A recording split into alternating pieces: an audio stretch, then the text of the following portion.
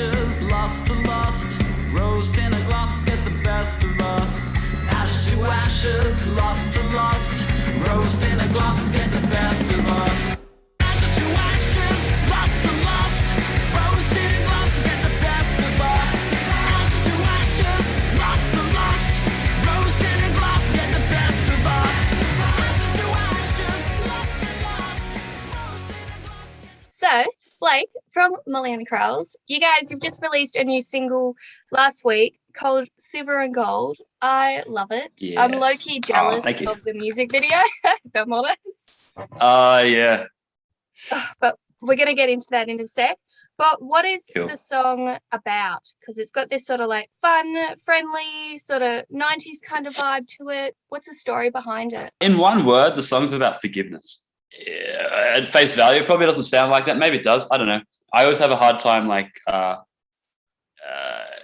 separating myself from what I see the song as, because I wrote the song from scratch. So it's definitely going to have a different impact on me than it does on anyone else. But at its core, the song's about forgiveness. And if through the lyrics or whatever, that can help someone reach that point as well, finding some aspect of their life where they're holding a grudge, or they're just like harboring all these unhealthy kind of feelings of resentment or guilt or something like that. And if hearing this song can make them go, you know what, maybe I should reach out to that person. Maybe I should. I need to stop thinking like this, basically. If I can make someone think that, or like help them reach that point, this song is a success. I went through a phase of just trying to re-hone in on what I was actually like expecting to get out of music, as like being in a band and this being my life and things like this. And the two things that I came up with were like why do I do this? And it's like, because this just feeds my soul, like music, like writing songs, performing, everything, like being on stage, performing songs and having people sing the songs back to you, or even the fact that they would even bother showing up, like dedicating their time to come see you perform. It just feeds my soul. Like, it's just an amazing feeling. Like it's better than any drug. Like, and it sounds cliche. And then the other thing that I came up with was that feeling of helping people, like feeling like this, there's more to this than just a self-serving form of gratification to feed your own self. Is that idea is like, if this like means something to someone else, like fuck, that's amazing. Like that makes me feel so good. So that's my intention. If that works is another story altogether. So at its core, yeah, forgiveness is what this song's about. What's been the reaction you guys have got from the song? Because it's been out nearly a week. Yeah. Oh, well, we cracked 1,000, which was my goal. So we got rid of that dreaded little on Spotify. You know how it's like less than 1,000. So we've cracked that. We got rid of that. So that's a good thing.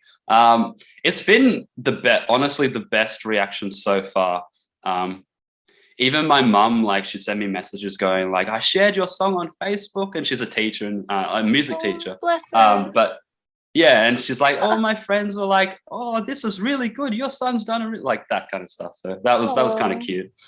And then like outside of the family and in the industry wide, there's just been like a lot of support for it, a lot more support than in the past. For not that like that's a comment on what we've been doing or anything like that, but it just means that like there's just we feel a lot more a part of everything. And it's a really nice feeling to have like the bands that you listen to, the local bands and bands that you're friends with, going like, hey, my friends just released this new song. Like, this is awesome. Check this out. Like, it means a lot that happens. So, and we got so many messages, like all four of us were getting messages. So we just was like, we're getting so many messages. Let's just take a screenshot, put them all together. Chip put them all together. He's a gun at Photoshop and stuff like that. So put them all together. We use it as a social post, and it looked fucking sick. So yeah, I saw that. That was super cute. Yeah. Yeah, it was. Yeah. I have to ask, in Silver and Gold, did you guys use a tambourine? Or was it You're maybe stretching like my part of the brain here. concert or something? You're stretching my There's brain just here. like one little funny instrument in there. Or like have they I gone like think- 60s, 70s with the tambourine? I think there is a tambourine. I think it's one of those things that you kind of like in the recording process, like it's hard to stay focused all day. Like, so it's like it becomes a battle before like you reach for your phone and like go scroll through like Facebook or Instagram or something. I'm pretty sure there was tambourine at one stage. I don't remember it, but now that you've mentioned it, I'm probably going to hear it again. I can't remember. It definitely would have been Chip that played it, not me, because I've tried doing percussion and it's not my thing. No hand-eye coordination. Yeah. It's Even terrible. though you do bass. Yeah, it's. I've tried fine. sitting behind it.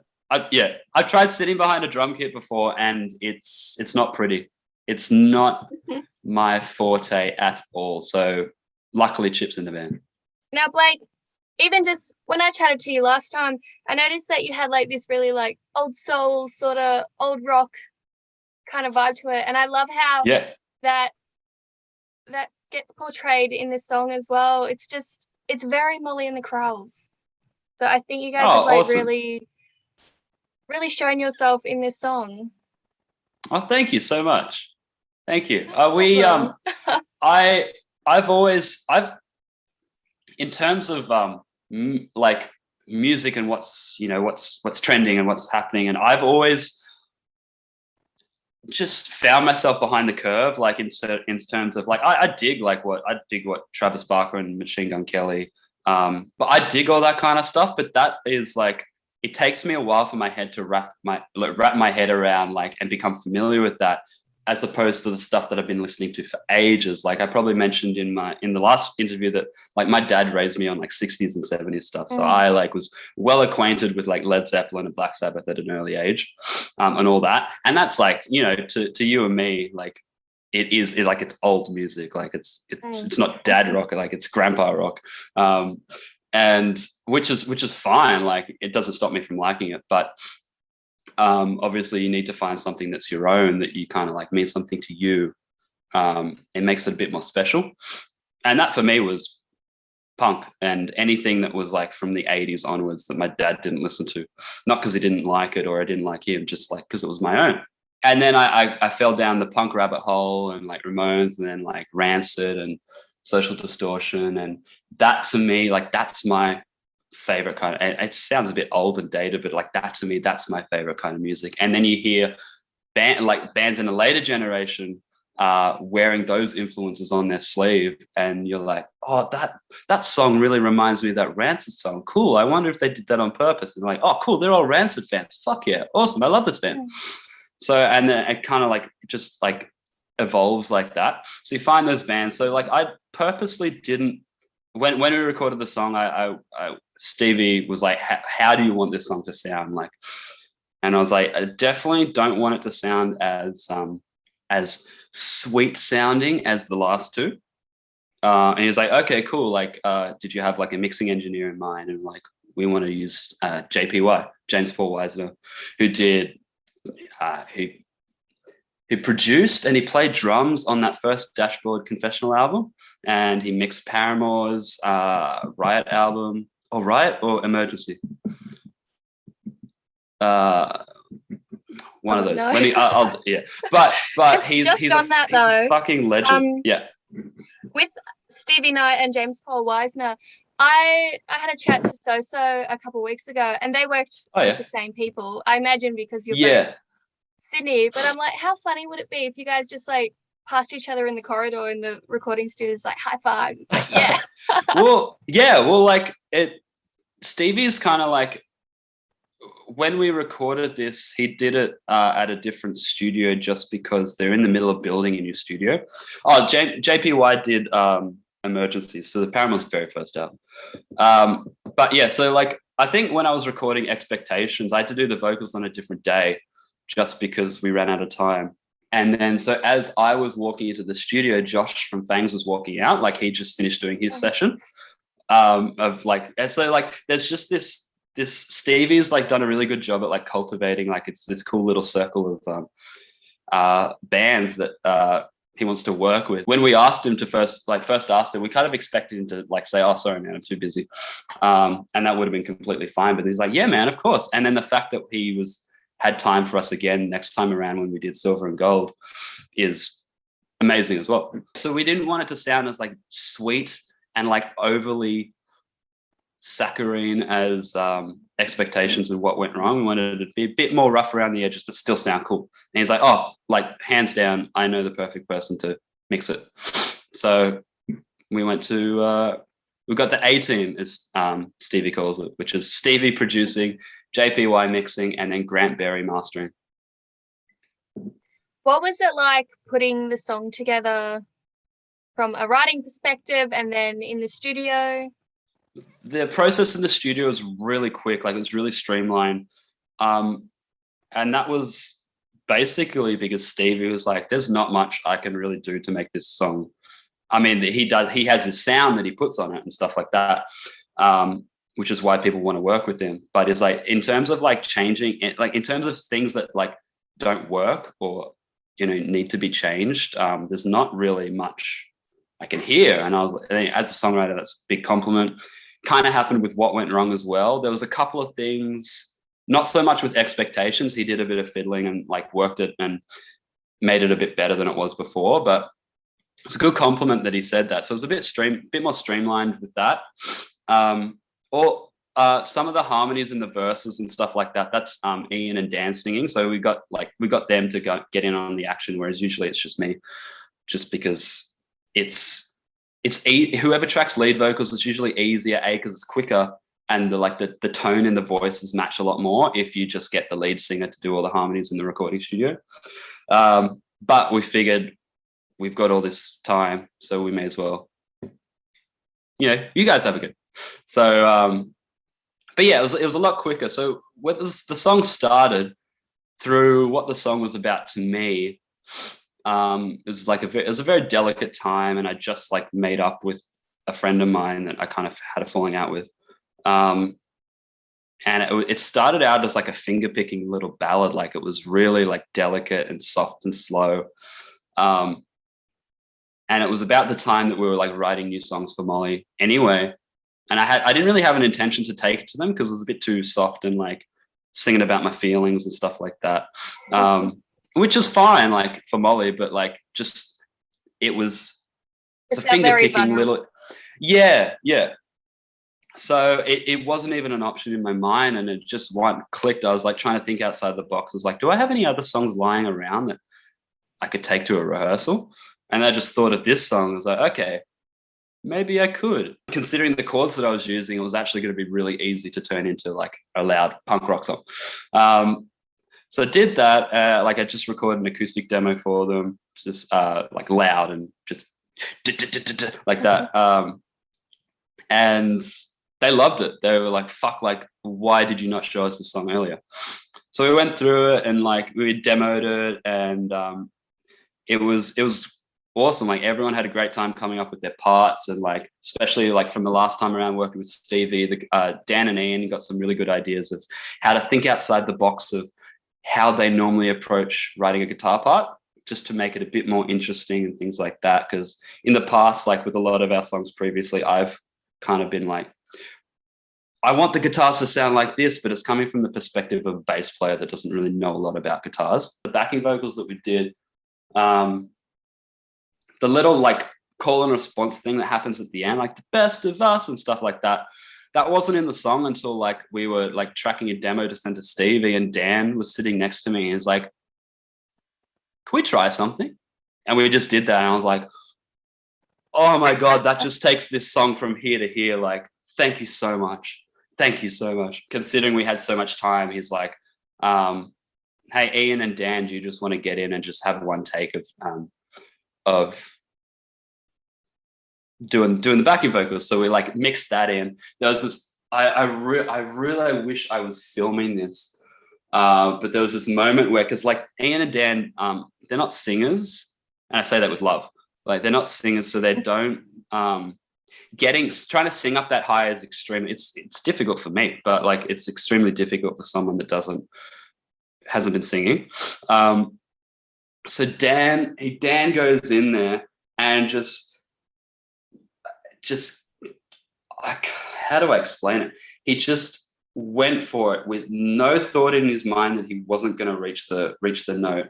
And his voice honestly sound like, it was so funny. Like he cracked and it broke up, and like his voice was like, you know, but it was, yeah, he's not embarrassed about it, but like it was, it honestly sounded like it was the most brutal. It sounded like it really hurt his voice box. And then Stevie was trying to run it through auto-tune to try and like, you know, get the notes and everything and stuff like that. It's like, dude, the program isn't even registering your voice as a voice. Like that's how crazy the sound that came out of his mouth was. I'm kicking myself that I wasn't filming it. You just don't expect it to happen. That's why you need someone there that's just like, their job is just to take photos and film stuff.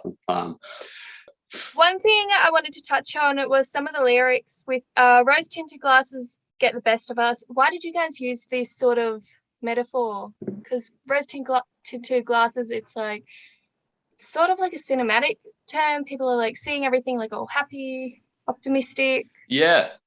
Why that phrase? Because I got it from BoJack Horseman. Have you ever watched that show? It's this cartoon. It's an adult cartoon. It's about this horse. All the characters are animals in it, but it's about this horse that was like, he's a movie star, or he's like a child star, or like he had, and so he, you know, that what's that paradigm of like, you know, being a child star, so you never really like grow into yourself. You never really learn how to function in society, because when you've grown up, you've just been treated like completely different. So he's this alcoholic, like just a complete mess of a human being. It's quite like, it's a great show. But there was just this one episode that stood out to me. It hit me like a ton of bricks, where he was like him and his girlfriend were breaking up or something. And she said to him, like, I guess when you look at someone through rose tinted glasses, all the red flags just look like flags. And I was like, boom. And it hit me so hard. I was like, holy shit, I was not expecting something so profound out of a show like this. And it just stuck with me. And we've all been there. Like how many times, like you give the best advice to your friends, but then when you're in that position, you'd never take your own advice because you think you're different. You think it's not going to happen to you, that kind of thing. You're kind of like blinded by love. So that's why I used that one. Yeah, it's just like, it's very nice phrasing.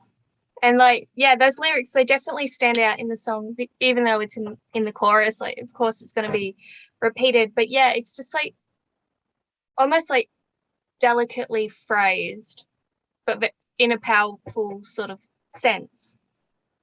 Oh, thank you. That's a really nice compliment. Thank you very much. No worries. Okay, I want to get into the music video because it looks, as I was saying before, I'm kind of jealous of it because it just looks like so much fun and just like socializing. Like, what is that? Because we've been in lockdown for months. I'm just like, that's the music video for Silver and Gold. It's like, that's kind of what I want my summer to be like. So everyone is happy and chilling. And yeah, so where did the idea for the music video come from? We wanted to, the whole premise of the song is like thinking back on simpler times and like back when me and my friend, like, because we grew up, or not grew up together, but we went through high school together. So I've known him since I was 13, I think. And so when it came to time that we were like old enough to drink or old enough to know people that could buy drinks, we were drinking in Camperdown Park, which is right next to was in Newtown, which is like Brunswick for Melbourne, I guess. Just the trendy, cool area. Like hipstery, yeah. Yeah. Where all the young kids go. Lots of venues that have music and stuff like that. So we'd always drink there just because we couldn't get into bars with like 16, 17. And from the day I turned 17, I think I've told enough people this that I can say it like publicly and stuff like I won't get in trouble. From the day I turned 17, I my ID said I was 18, because there was this guy at school that used to like scratch out the numbers. Like, I'm born 1993, so he scratched out the 3 and had all the numbers in exactly the same font that the New South Wales driver's license use, and just put a 2 there and like put a nice cover of film over it. And it worked everywhere. It worked in King's Cross, worked. So from the day I turned 17, I was 18, so I could buy my friends alcohol and stuff like that. So we could go drink in Camperdown Park. And so it was just like you know, like you reminisce on simpler times, like when you're younger, when like life isn't as hard, or like not as many things have gone wrong in your life. That sounds so jaded, but like there's less worry. There's less worries. You haven't lived long enough for things to go wrong, or for as many things to go wrong, or for you have to worry about paying tax and like worry about your job and all this boring adult stuff.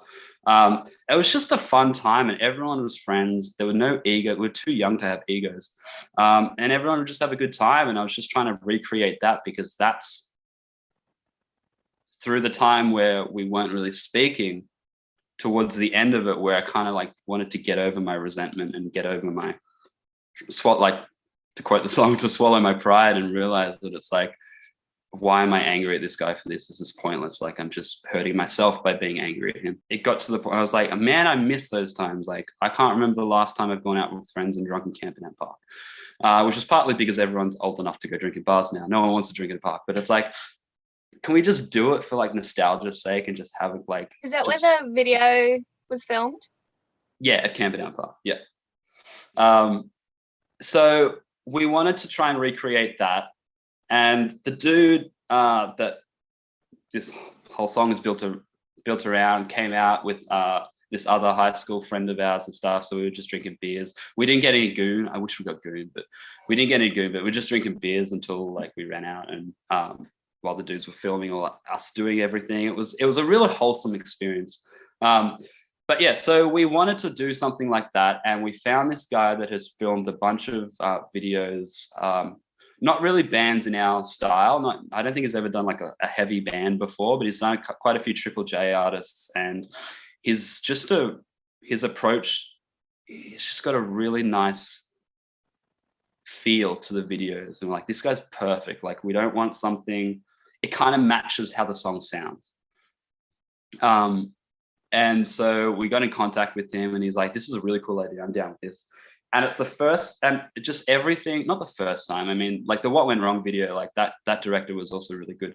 But everything we explained to him, he knew exactly what we were trying to say. Sometimes there's a bit of like, you get your wires crossed, or a bit gets lost in translation, and what you have in your head isn't what the director has in their head as well. But with Jacob, like, he knew what we wanted, and he was like, he understood it every time we kind of explained things to him. So we really captured what we were trying to do with the video. So we were absolutely stoked that we could find someone that was just that in tune with what we were going for, if that makes sense. Who are they? Do you want to shout them out? Yeah. Okay. So the guy that the director's name is Jacob Thomas, and he's got an Instagram page called, I think it's A Film by JT, which is just his. I'll double check, but he's got this cool little team that he has around him. So in the there's a performance seat inside a house, which is actually this room I'm sitting in now. Is my living space, and we just tore the bed out and everything, and just set it up as a cool little thing. He's got this guy that only lives like 2 suburbs away from me. That is, his job is like set designer. So his house is just littered with, well, not littered, but like it's just stock full of like cool things that would be really interesting in a music video. Like, so he crammed into his little sedan, like he crammed a couch, a TV, whole bunch of shit into his car and brought it over. And we just like designed, like just decked out the room to make it look all cool and vibey, and stuck my vinyl on the wall and stuff like that. And then he's got a mate that works at or runs his own like film rental, camera rental thing. So we rented all his gear, and it was a really cool team. And then we got this another one of their mates that did all the B-side, all the behind the scenes photos for us. So it was just, it felt like they were a proper team. Like they weren't just like people that worked together, that they were all mates and they all were just, there was a chemistry between them. And that really helped the flow of the day and getting everything done. And, you know, you're stressed because you've got a whole day to film all these things and, you know, something's going to get left out, but so you're a bit stressed about making sure everything's going to happen. And they were just on it. They were cool. They were fun. They were laid back, but everything got done. Yeah, they were a great team. So there's JT that was the director. Sam O'Donnell was the guy that lent all the camera gear out. The set designer's name's Dodge, and I put him in touch with my mate's band, Black Heart Breakers, because I think they're filming a music video soon. And through lockdown, they just wanted Dodge to set something up in his house with all the stuff that he's got and film like a little like lyric video thing where the lyrics appear on the TV, but the set is like this really cool, wacky little thing. So I think they're going to do something like that. But yeah, his name's Dodge, and then the camera dude's name is Chase. And they're all on Instagram. I think we've tagged them in everything and stuff like that. It felt like they were like a dream team as well. Like there was a good chemistry between all of them. As you mentioned, like with the couch, there was like in the music video, the couch, there was a box TV, a boom box, graffiti in the alleyway, and even like the fishy bubble camera. Oh, fisheye. Yeah. You know what I mean? Yeah. That's it. The fisheye. Yeah, it's very like 90s, 2000s. Even like I hadn't seen like a fisheye lens in a music video for ages, and the only thing I can think of is like Fat Lip when they did yeah, you know what I mean? Yeah Sum 41 when they did Fat Lip, in the skate park. 100%. And that was all part of the vibe. Like Dan's favorite band is Sum 41. He fucking loves them, and I dig it too, but I don't love them as much as Dan. It's impossible to love them as much as Dan does. But yeah, so that was the kind of idea. Like everyone was on board with everything because it kind of like that all the ideas we had and all the ideas that the director had, because like it fit that idea of what we thought was cool, the stuff that we dug. So yeah, all those fisheye things, like the old feel to the grainy kind of film aesthetic that the clip had, that was all part of what we described to Jacob, and what Jacob was like, I know exactly what you're talking about. And then he did exactly what we're talking about, which is the dream. So good. Yeah, you can tell Dan that the Sum 41 reference comes through in the music video. We'll do. Is Silver and Gold going to be part of an EP? Because I know hopefully. you guys, you've just released. Have you just released an EP previously? Was it singles? No, it's all been singles. The past 2 years have been a bit of a shit show for everyone. Like, without going, we don't need to go into that, but like, basically our plans have all gone to shit. We're kind of just like everyone else. We're just making it up as we go along now. So I've got plenty of songs, plenty of ideas. It's just a matter of getting them to the band. I'm a bit hesitant to just like all do everything like via correspondence, like, you know, track something. And also like members of my band in lockdown, they don't have recording software, so they can't record their parts, which is annoying. But it's a reality of the situation. But I have always got into a rehearsal studio and worked out the parts of the song with everyone in the room, which I guess is a bit of an old-fashioned way of doing things, but it's just how back in my day, it's just how we did things. So I'm a bit hesitant to try and just like write the song and finish it digitally, because it's got a different sound. It's got a different feel to it. Yeah, I feel like we'd be missing a lot of very important things that we could throw into the song. So we're kind of at this point where we there are songs, but there's no way of working them into a Molly and the Krells final product kind of thing before taking them to Stevie. There are songs, but we haven't recorded them yet. That's the short answer. But yeah, I would like to, the band, I originally wanted to include What Went Wrong, Expectations and Silver and Gold eventually into an EP with a couple more songs, obviously. But the band were like, and I eventually came around, I was like, yeah, you guys are right. After we agreed to give it a bit more of a rough around the edges sound for Silver and Gold, it just felt weird to have these like really polished, nice,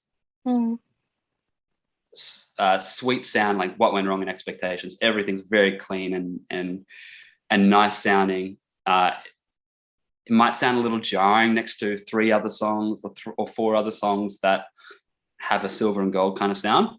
Even though it's still a modern sound, there's just like little nuances that sound a bit different about them. So we figured like, okay, let's just leave those 2. What Went Wrong in Expectations, they are singles, and everything Silver and Gold onwards will be, if everything goes to plan, part of an overarching body of work, like an EP. So that's the loose plan, I guess. But it's kind of, we're still playing it by ear. Do you have any final words that you would like to say on behalf of the band about Silver and Gold, or any message you want to get out to fans? After writing What Went Wrong and how that turned out and what Stevie turned that song into, I didn't think I would ever write a song as good as that, or be as proud of a song as good as that. And then we put out Silver and Gold, and I was just like, everything, even like disregarding the song, just the whole process and how it was all worked together with everyone, with Stevie, the band, Jacob's team, and everything. Like everything about this release was just, it was an absolute pleasure to do it. And I was like, it just kind of reminded me, I was like, this is what being in a band should be about. Like, this is awesome. Like, sure, there are like little tricky, hard things that you have to work around and get your head around and things like that. But like, it was just, it's never been an easier process this time around with getting everything sorted. And everyone was just a dream to work with. It was amazing. So I couldn't be more proud of everything that Chip, Dan, and Ian did for the song, everything Stevie did, and JPY and Grant on mastering, who really like is a bit of an unsung hero. Like, people kind of forget about. It's like, oh, mastering, they just make it louder. It's like, that's not what they do. But yeah, Grant was amazing in what he did to James Paul Wisner's mix and things like that. And then on top of that, Jacob and Sam and Chase and Dodge for like everything they did in the video. That was I've peaked. I can't do any more songs. It's not going to get us any better than this. It sounds like just like such a perfect release. Like, it's so satisfying that it's perfect. Yeah, it's. I didn't think you could feel this good about something. So like, it was a dream. And then the fact that people actually like the song as well, like, and they bother enough. They spend their time, they devote their time to actually listening to the song, or messaging, or like going out of their way to actually let us know that they liked it, or whoever has bought t-shirts and enjoyed the song or enjoyed what we do enough to want to give us money for it. Like, that's incredible. It's so nice. Okay, I'm out of questions. Thank you so much for joining me, and thank you for hitting me up for an interview. Love chatting with you. Thanks for giving me your time, Jess. It's all right. All good. It's been good chatting to you too. Hey there. It's just me, Jess from Moody Music blog. That was my chat with Blake from Molly and The Krells. Their song Silver and Gold is out right now. Check the description to stalk their socials. Blake has also given me links to their music video Dream Team, so go check those out as well if you are a band looking to produce a music video at the moment. Also, don't forget to check out the Moody Music socials like Instagram, Facebook, website, Spotify. Give those all a follow. Talk to you guys soon. Bye.